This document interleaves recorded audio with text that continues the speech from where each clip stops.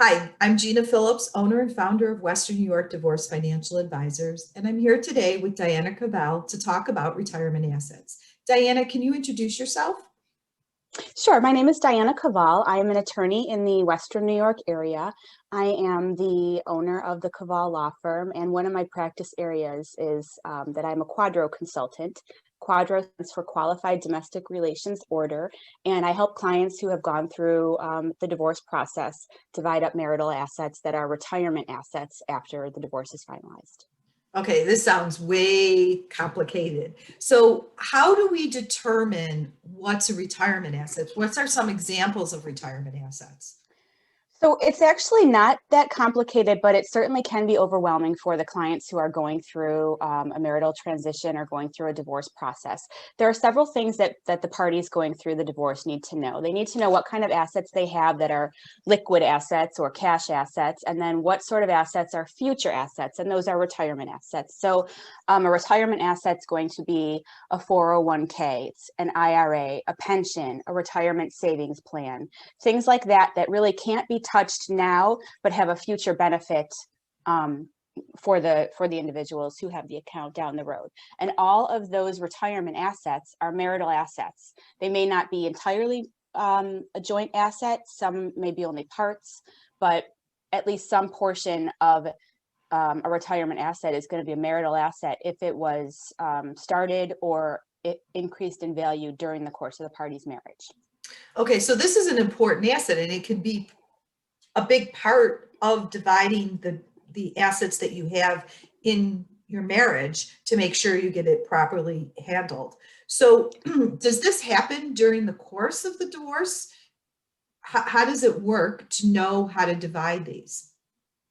So retirement assets can't actually be split physically into two accounts or given to a different plan holder during the course of the marriage or even during the course of the divorce process.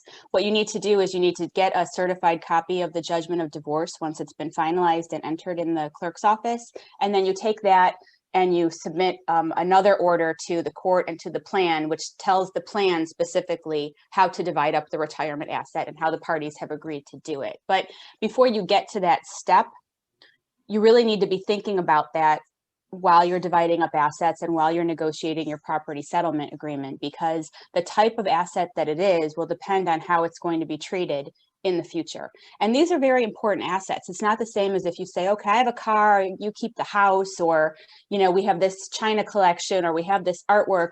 Those are present assets with present day values to them. These are future assets when that's a retirement plan. So you want to make sure that you're not giving up a right that you might have in the future for something because you've been planning for your future, you plan for your retirement, you need to plan for that as well during the course of a divorce. So they need to be looked at a little bit differently. They're not in the same category as present value assets, but they do need to be considered and divided up nonetheless. So, in your work, you do the quadros. What are some of the mistakes that you notice that people make when they're doing their divorce settlement agreement or not understanding the whole process? So when you have a retirement asset, it actually needs to be divided up by a separate court order that is specifically addressed to the retirement account plan administrator, like Fidelity or even E-Trade or Merrill Lynch or whoever is holding the account. Sometimes the employers have their own account, like a TOPS 401k or something like that. So you need to first of all understand what kind of an account is it? Is it an IRA? Is it a 401k? Is it a plan that's a strict pension, which means that the employees don't contribute anything to that? All the contributions come from the employer themselves. Those kinds of plans are governed by ERISA and the tax code. So they have to be divided up in ways that don't violate either of those two laws and that don't violate any of the plan's own internal guidelines for separating these assets. So you need to know what kind of asset it is. If it's an IRA, you actually do not need a quadro to divide an IRA. You can have a special language inserted into the separation agreement that states that this asset is being split incident to a divorce. and then they'll honor that. And they typically just have a form that you can fill out that gives a percentage or a dollar value amount, however you've agreed to split that asset up. So if you have an IRA, that does not need a quadro, but you do need to be aware of how it has to be divided up after the divorce. If you have a 401k, a 403b, a savings plan, or a pension, those absolutely do require quadros. And those are, as I said, each order is specific to each plan. So if you have more than one retirement plan, you're going to need more than one quadro, because each quadro has to be addressed to the respective plan administrator. So the first thing to know is, what kind of retirement asset is this? Okay. So are there any situations where a retirement asset can't be divided? So there are several circumstances where the retirement asset cannot be divided, and that is if it's like a service credit plan.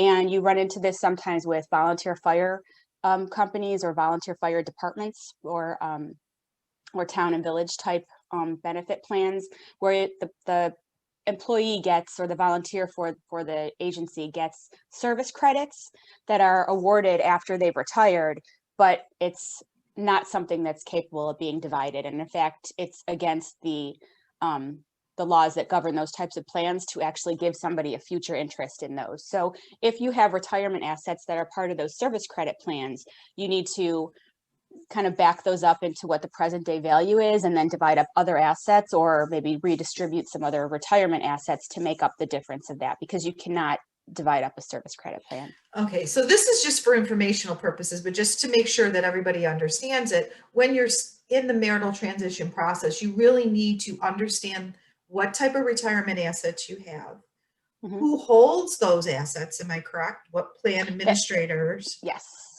Right? And then it should be specified in your settlement agreement prior to the divorce, the settlement agreement or the divorce decree being final. And then it can be processed by somebody to get the quadro to get those funds.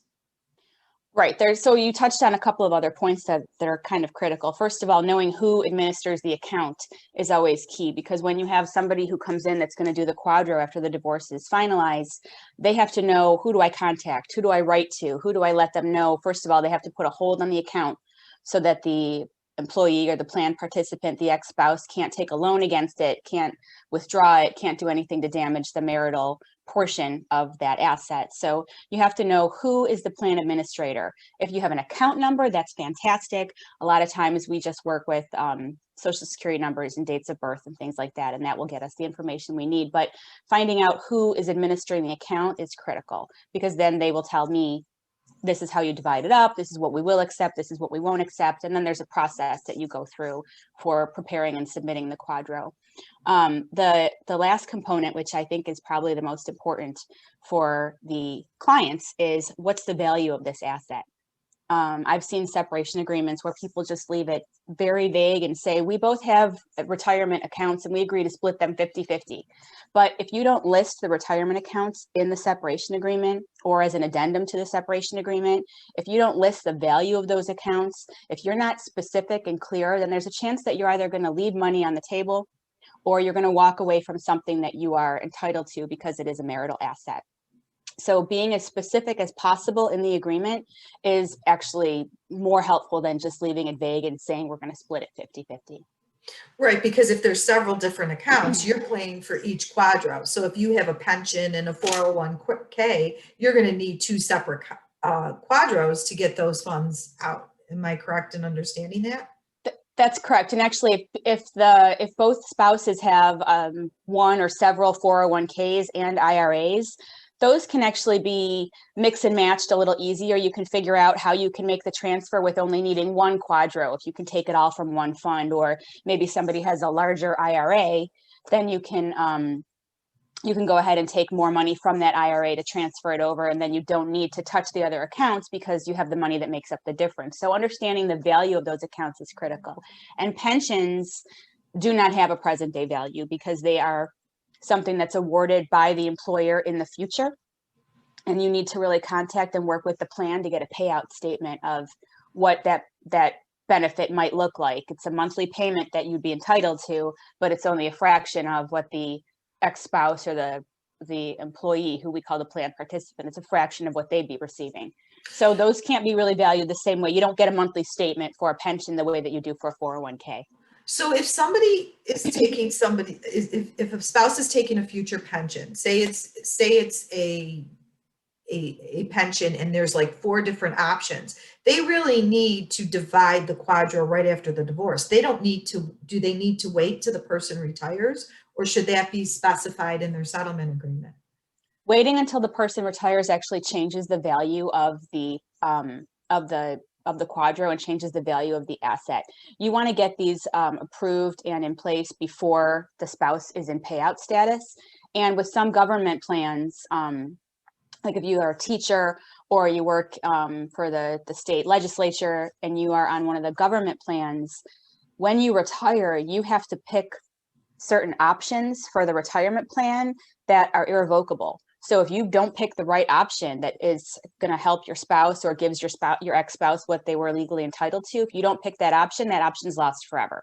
So it is critical to get them done as soon as possible after your divorce, and certainly before the other party is in payout status.